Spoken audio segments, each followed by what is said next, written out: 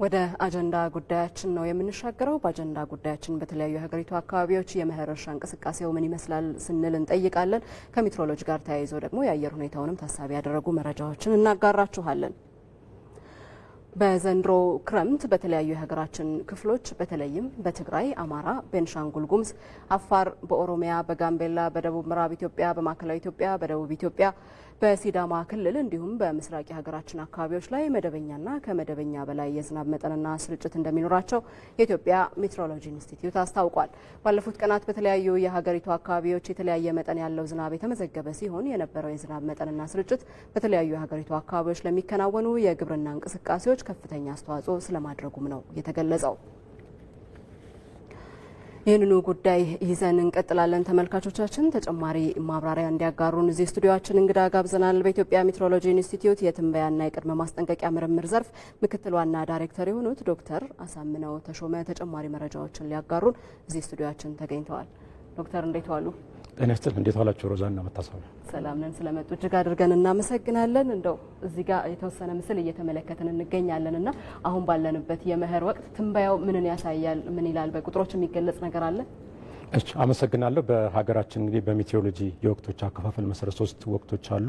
ክረምት፣ በጋና በልግ የሚባሉ ወቅቶች እያንዳንዳቸው 4 ወራት ያላቸው ናቸው ማለት ነው። ስለሆነም አሁን የምንገኝበት ወቅት የክረምት ወቅት ነው። ክረምት ደግሞ ከሰኔ እስከ መስከረም ያሉትን ወራት የሚያጠቃልል ሆኖ ለአብዛኛው የሀገራችን አካባቢዎች ዋነኛ የዝናብ ወቅታቸው ነው። ከዓመታዊ የዝናብ መጠኑም እስከ 85 በመቶ የሚደርስ የዝናብ መጠንና ስርጭት የሚስተዋለው ለሁሉም የትግራይ ክልል ዞኖች፣ የአማራ ክልል፣ የአፋር ክልል፣ የቤኒሻንጉል ጉሙዝ ክልል፣ ለምስራቅ መካከለኛው ምዕራብና ደቡብ ኦሮሚያ፣ ለጋምቤላ፣ ለደቡብ ምዕራብ፣ ለማዕከላዊ ኢትዮጵያና ለሲዳማ ክልሎች በዚህ በክረምት ወቅት ነው ማለት ነው። በአንጻሩ ግን የደቡብና የደቡብ ምስራቅ የሀገራችን አካባቢዎች የክረምት ወቅት ብዛም ተጠቃሚዎች አይደሉም ማለት ነው። ስለሆነም እነዚህን ወቅቶች መሰረት በማድረግ የኢትዮጵያ ሜትሮሎጂ ኢንስቲትዩት በእያንዳንዱ ወቅት የሚኖረው የዝናብ መጠንና ስርጭት ትንበያዎችን በማዘጋጀት ለባለድርሻ አካላት ይሰጣል ማለት ነው። በዚህም አግባብ በዘንድሮ በክረምት 2017-18 ዓ.ም በክረምት ዝናብ ተጠቃሚ በሆኑ የሀገራችን አካባቢዎች ላይ በሁሉም ቦታዎቻቸው ላይ መደበኛና ከመደበኛ በላይ የሆነ የዝናብ መጠንና ስርጭት እንደሚኖራቸው ትንበያ ተሰጥቷል ማለት ነው። የዝናብ አጀማመር በምንመለከትበት ወቅት በተለይም በጥቂት የምዕራብ፣ የደቡብ ምዕራብና የመካከለኛ ሀገራችን አካባቢዎች ላይ ቀድሞ የሚጀምር ሲሆንና በአብዛኛው የክረምት ዝናብ ተጠቃሚ በሆኑ የሀገራችን አካባቢዎች ላይ ደግሞ መደበኛ አፈሩን ተከትሎ እንደሚጀምር ትንበያ ተሰጥቶ ነበር ማለት ነው። የዝናቡን አወጣጥ እንደዚሁ በምንመለከትበት ወቅት በሁሉም የክረምት ዝናብ ተጠቃሚ በሆኑ የሀገራችን አካባቢዎች ላይ መደበኛ አፈሩን ተከትሎ ዝናቡ እንደሚወጣ ትንበያ ተሰጥቷል ማለት ነው። ስለሆነም ባለፈው በሰኔ ወር የነበረውን የዝናብ መጠንና ስርጭት በምንመለከትበት ወቅት ከእለት ወደ እለት ለክረምት ዝናብ መፈጠር ምቹ ሁኔታ የሚፈጥሩ የአየር ሁኔታ ክስተቶች እየተጠናከሩና እየተስፋፉ ከመምጣታቸው ጋር ተያይዞ በሁሉም የክረምት ዝናብ ተጠቃሚ በሆኑ የሀገራችን አካባቢዎች ላይ ከቀላል እስከ ከባድ መጠን ያላቸው ዝናብ ተመዝግቧል ማለት ነው። በተለይም ደግሞ በምዕራብ፣ በደቡብ ምዕራብና በሰሜን ምዕራብ የሀገራችን አካባቢዎች ላይ በብዙ ቦታዎቻቸው ላይ እስከ 500 ሚሊ ሜትር የሚደርስ ዝናብ በሰኔ ወር ተመዝግቧል ማለት ነው።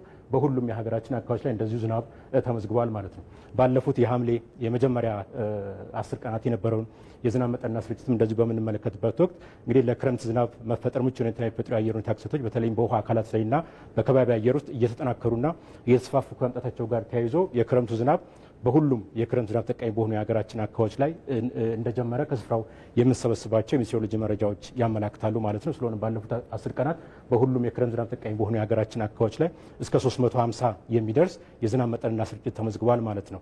ስለሆነም የነበረው የዝናብ መጠንና ስርጭት በክረምት ወቅት የሚከናወኑ የግብርና የስራ እንቅስቃሴዎችን ለማከናወን የማሳ ዝግጅት ለማከናወን እጅግ ከፍተኛ ጠቀሜታ ነበረው ማለት ነው። እንግዲህ ከሰኔ ጀምሮ እስከ ባለፉት 10 ቀናት ድረስ በ24 ሰዓት ውስጥ ከ30 ሚሊ ሜትር እስከ 114 ሚሊ ሜትር እጅግ ከባድ መጠን ያለው ዝናብ 70 በሚደርሱ የሀገራችን አካባቢዎች ላይ ተመዝግቧል ማለት የሚያሳየው እንግዲህ ከእለት ወደ እለት የክረምቱ ዝናብ እየተጠናከረና እየተስፋፋ በስርጭትም በመጠንም እንደመጣ ያሳያል ማለት ነው። እንግዲህ አሁን በያዝነው በሐምሌ ወርና በቀጣዮቹ በነሐሴና በመስከረም ወራትንም የሚጠበቀውን የዝናብ መጠንና ስርጭት ማወቁ በጣም አስፈላጊ ይሆናል ማለት ነው። ምክንያቱም ቀሪ የግብርና የስራ እንቅስቃሴዎችን ለማከናወን በርካታ የአካባቢ ጥበቃዎችን ለማከናወን የሚኖረው የዝናብ መጠንና ስርጭት ማወቅ ያስፈልጋል ማለት ነው። ዶክተር አብረው እዚህ ላይ የጥንቃቄውንም ነገር ቢያነሱልን መልካም ይመስለኛል። አብረው ከስርጭቱም ጎን ለጎን ጥንቃቄዎችንም በተመለከተ ማድረግ ያለብንም ጨምረው ያንሱልን። አመሰግናለሁ። እንግዲህ አሁን ካለንበት ከሐምሌ ጀምሮ እስከ መስከረም ባሉት ወራት ውስጥም እንደዚሁ የክረምት ዝናብ ተጠቃሚ በሆኑ የሀገራችን አካባቢዎች ላይ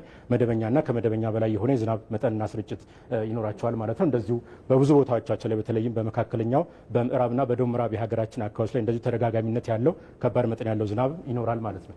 በመጨረሻም እንግዲህ በሚቀጥሉት ቀናት በተለይም በሁሉም የክረምት ዝናብ ጠቃሚ በሆኑ የሀገራችን አካባቢዎች ላይ እስከ 250 ሚሊ ሜትር የሚደርስ ዝናብ መጠንና ስርጭት እንደሚኖራቸው አህዛዊ የትንበያ መረጃዎቻችን ይጠቁማሉ ማለት ነው። እንደዚሁ በምዕራብ በደቡብ ምዕራብና በመካከለኛው የሀገራችን አካባቢዎች ላይ ከባድ መጠን ያለው ዝናብ ይኖራቸዋል ማለት ነው። እንግዲህ ከባለፈው ጀምሮ እስከ ዛሬ ድረስ በተለያዩ የሀገራችን አካባቢዎች ላይ የነበረው የዝናብ መጠንና ስርጭት ጠቀሜታውን ወይም ፋይዳውን በምንመለከትበት ወቅት በተለያዩ የሀገራችን አካባቢዎች ላይ የክረምት ወይም ደግሞ የመኸር የግብርና የስራ እንቅስቃሴዎችን ለማከናወን የማሳ ዝግጅትን ለማከናወን እጅግ ከፍተኛ ጠቀሜታ ነበረው ማለት ነው። እንደዚሁም አዝርቶችን ለመዝራት የነበረው የእርጥበት ሁኔታ እጅግ ከፍተኛ ጠቀሜታ ነበረው።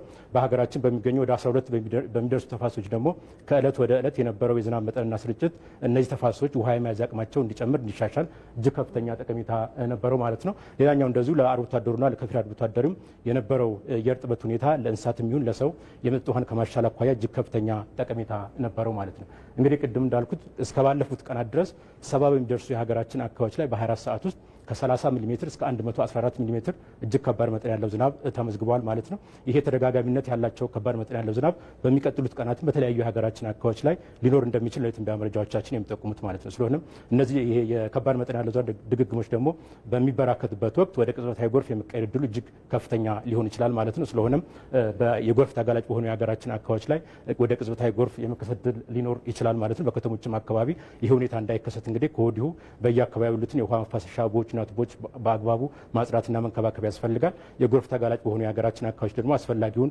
የአካባቢ ጥበቃ ስራዎችን መስራት ያስፈልጋል ማለት ነው። እንደዚሁም በግብርና ማሳዎች ላይ ውሃ እንዳይተኛ አስፈላጊውን የውሃ ማፋሰሻ ቦዮች ማድረግ ያስፈልጋል ማለት ነው። በጣም ሰፊ ማብራሪያ ነው የሰጡን ዶክተር እጅግ አድርገን እናመሰግናለን። በኢትዮጵያ ሜትሮሎጂ ኢንስቲትዩት የትንበያና ቅድመ ማስጠንቀቂያ ምርምር ዘርፍ ምክትል ዋና ዳይሬክተር ዶክተር አሳምነው ተሾመ መልካም ቀን ይሁንልዎት። እኔም አመሰግናለሁ።